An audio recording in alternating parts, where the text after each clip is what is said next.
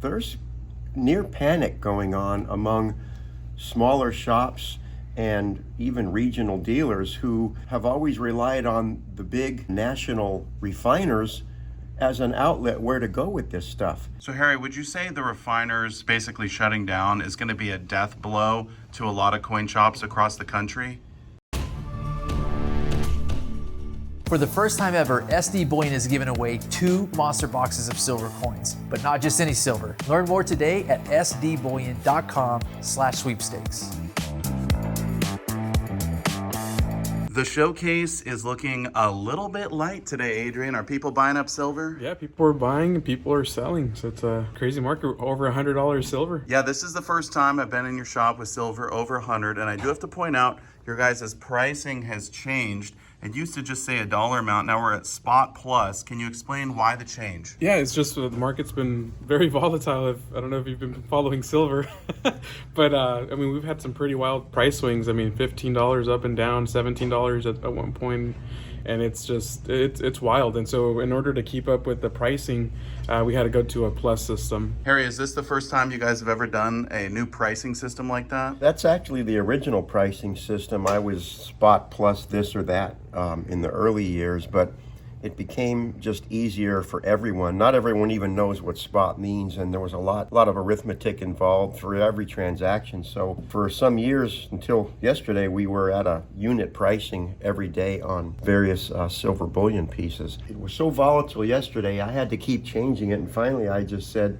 let's just go to a spot plus system. I guess I won't have to change the sign today because those premiums I don't think are going to change, and so we'll stay with the spot plus pricing at least through today. Well, let's take a look at the board. We do have silver at $108 an ounce, and gold is near $5,100. So the metals are still doing very well. The metals are doing well, and there's a lot of demand for it even at these prices, but there's issues with how much shops are able to buy, if anything, and where to go with it once they do buy it. So it's an ongoing challenge that we're having to experience, and we are working our way through it thanks to, the wisdom that Adrian brings to the party here. I think that's something that we might want to chat about today, is what's going on in the overall market, what dealers are having to do with the scrap gold and silver they buy, even bullion pieces. Well, Harry, I'll just ask you straight up. I've seen a lot of coin shops in this area and around the US stop buying silver altogether. They're refusing to buy even a single ounce. And this is something I've never seen before, but are you guys here at the shop still buying silver today?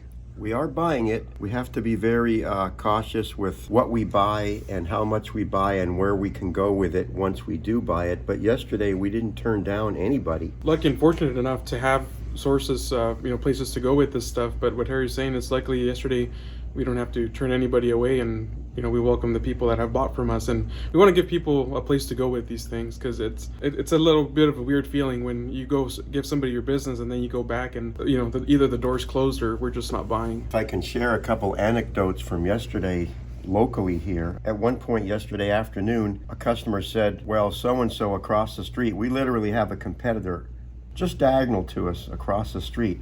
They're paying $3 more per ounce. I said, yeah, but they closed their door at noon. So they can quote all the prices they want, but we're open and they're gone for the day.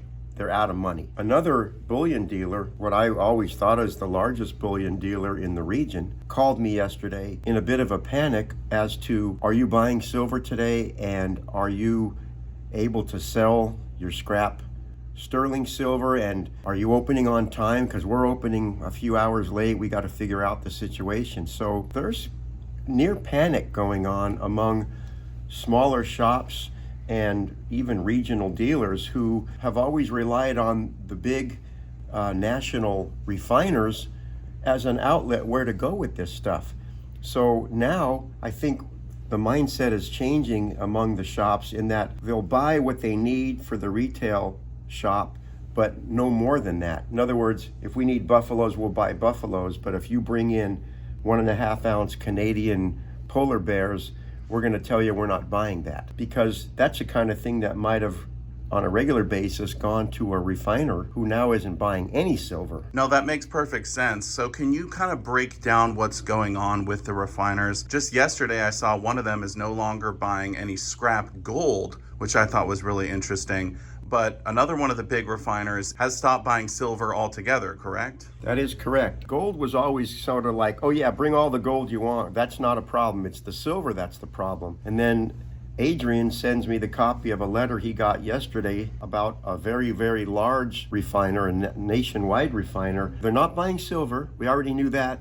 Now on the gold, where they used to settle with us literally that day with a wire, is now a 7 to 10 day payout. They won't even lock the price for you. So usually when you go to a refiner, you take the, say, hey, here's my gold. They lock you in at the current spot price and you're paid out within a few hours. Now what they're doing is, yeah, we'll take your gold, but Harry said that time frame period, 7 to 10 business days, what is it, I'm sorry? 7 to 10 Yeah, it's 7 to 10 So business up to 2 days. weeks. Up to 2 weeks to get paid out. But now you're susceptible to the changes in the market because the price can change and you're not locked in until they get to your gold and they refine it. That's when you get paid out. So let me understand, Adrian, because I'm learning as we go on the fly here too. Like normally when we drop it off, we get a printout that says, this is the settlement. Yeah, you get meaning the lot. The lot. So now they're not even doing that. No. Okay. It's like we're gonna get to your lot. When we get to your lot, if gold is down, 20% or whatever it might be, then that's where you're gonna get paid out. So let me give you a hypothetical scenario.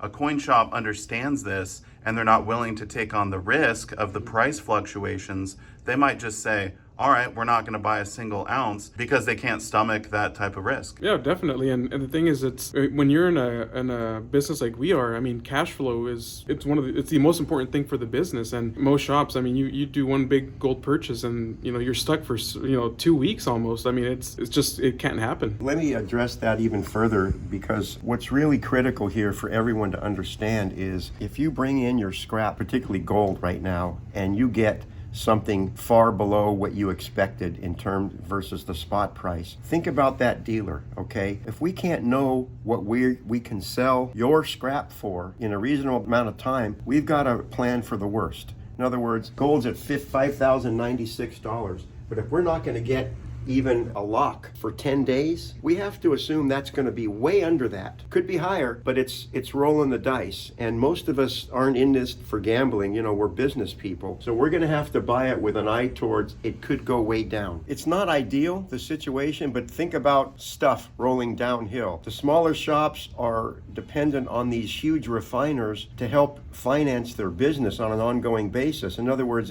they're a customer, if you will. We buy from you, the public, we take it to the refiner. They're paying us for your scrap. And now we don't even know for 10 days what they'll pay us. They will pay us, but we don't know how much. So if we take the scrap aside and we just look at coins like Yes. bullion eagles, whether it be a gold eagle or silver eagle, that stuff you could theoretically resell to new customers. So that might be a little less risky and you'd pay more for something like that. Sure, but think about this scenario. We could use, 5 to 10 ounces at any given day in the shop of gold.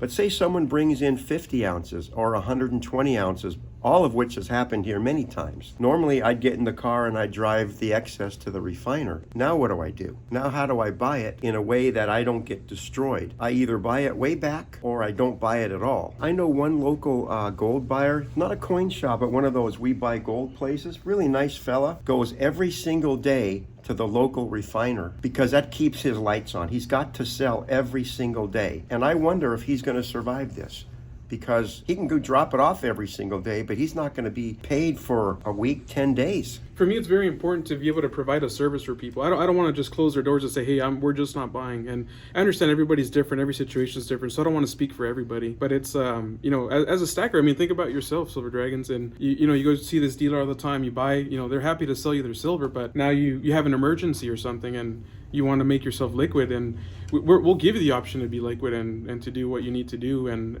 if we can do it at the time, we do it. I think to Adrian's point too, one of the reasons to stay buying and selling, stay active in that both ends of that transaction, is that when times change, and they always do, I think people are going to remember where they could go and how they were treated during the difficult times. Everybody can do well when times are easy, but right now, I think people are going to remember when no one was buying, this coin shop was buying. So Harry, would you say the refiners basically shutting down is going to be a death blow to a lot of coin shops across the country. If you've been undercapitalized and you can't survive the 10 days, I don't know how you survive, going forward, because I don't think this situation is going to be changed anytime soon. This could be a whole 2026 scenario. So some coin shops are going to have to turn into kind of their own little ecosystem where they can only buy what they're willing to take on and sell that day or the next day. Or what they can handle, in terms of their retail sales over the counter. But if we do see demand continue to pick up, maybe the mania increases for silver,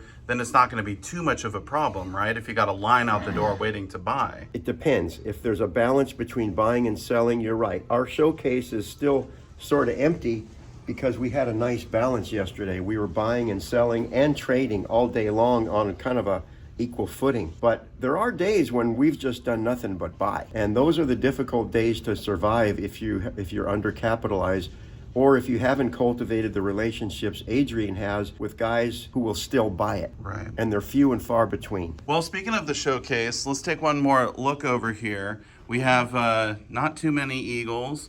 We've got a few of the 10-ounce bars. We got some rounds. And you do have a little bit of gold up top. So I would say all things considered, you guys are doing pretty well. We were open all day long. We didn't turn away any trades, both buying, selling, or trading. I suppose, day to day, we're surviving. We've got some banana chocolate chip muffins, either Team Silver or Team Gold that my wife made, so... Adrian definitely married up, folks.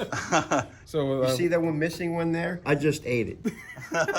Was it good, Harry? It was really good. Yeah, so we have these while supplies last, so... So come down and get some silver and get a muffin while you're at it. Yeah. Interesting times. No reason to despair, although sometimes I do, admittedly. But just have a good attitude about it. Adrian talks about pivoting. We're going to pivot and make this thing work and keep the doors open and keep buying and selling. If I can add some color to the concept of like shop durability, and like you were asking, is that a death blow when Right. refiners aren't buying? There are a lot of shops around the country that are basically bullion shops, and that's a legitimate business model. That's a business model that's existed since ancient Babylon. Like, there's nothing wrong with that, but we've built like a more integrated, I would call it like in air quotes, like a full service coin shop. We have US type coins, foreign coins, ancient coins, paper money. We have a little something of everything, and we're more diversified than a lot of operations in that sense. That's a really good point, because not only do we do silver, gold, bullion, we do the numismatic, we do watches, we do diamonds. It's a little bit more diverse, and we have all these different things that we do. Like, if I can recommend anything to a dealer, it's like, don't be afraid to step out of the box and get out of your comfort zone to make your shop survive or to keep things rolling, because if you don't pivot, if you don't put in that effort, nobody's going to do it. So think outside the box and make it happen. I mean, we always tell customers to buy the book before the coin. Like, if you're going to collect a type series, get a specialized literature on that. But I think there's a lot of dealers that, for lack of a better word, I know this is like a bad word, but like they gotten lazy in the sense that it's easy money to buy bullion and just flip it to the refiner. It's harder money to educate yourself on historic type coins and world coins and things like that. But that's something you have to do if you want to call yourself a numismatist, a professional in this industry. But right now, as a dealer, don't be afraid to buy that coin and then look for the buck later. Just do whatever you need to do to make it happen, and just trust in yourself, and you can do it. Well, Harry, I've never been here before with silver over 100. It's nice to see the change, and we'll see where it goes from here, huh? Up and away. Thanks so much for the time. Thank you, Silver Dragons. Thanks a lot, Bill. Thanks Adrian. Thank you.